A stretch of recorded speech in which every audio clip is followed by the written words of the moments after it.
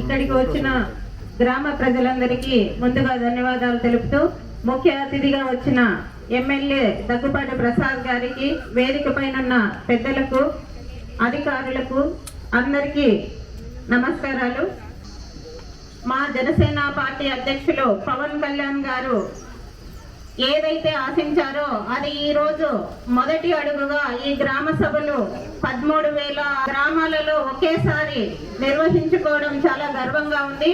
ఎందుకంటే ఈ ఆంధ్రప్రదేశ్ లో సర్పంచులు ఎన్ని అవమానాలు పడ్డారో 5 సంవత్సరాలలో చూసాం. ఈ రోజు వేదిక పైన కూర్చొని సర్పంచ్ మాట్లాడగలుగుతున్నారంటే ఎంతో గర్వంగా ఉంది. పవన్ కళ్యాణ్ గారు ప్రతిపక్షంలో ఉన్నప్పుడు కూడా ఎంతో కృషి చేశారు.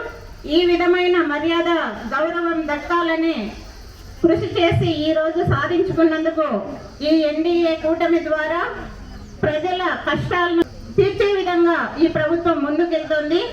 అందులో ఈ నియోజకవర్గంలోని రూరల్ గ్రామ ప్రజల సమస్య పరిష్కారాలకు కూడా మన ఎమ్మెల్యే గారు ముందుండాలని నేను మరోసారి కోరుతున్నాను.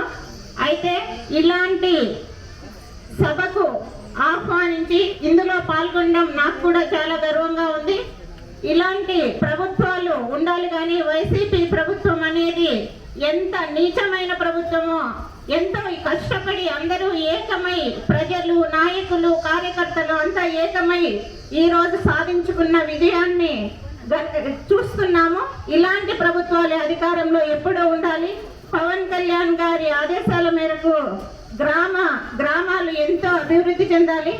పవన్ కళ్యాణ్ గారు అన్నట్టు భారతదేశంలోనే ఎంతో గుర్తింపు పొందేలాగా పంచాయతీలను నిర్వహిస్తానని అన్నారు. ఈ 5 సంవత్సరాల్లో అది జరుగుతుందని నేను మీకు అందరికీ తెలియజేస్తున్నాను. జై జనసేన, జై హింద్. Thank you madam.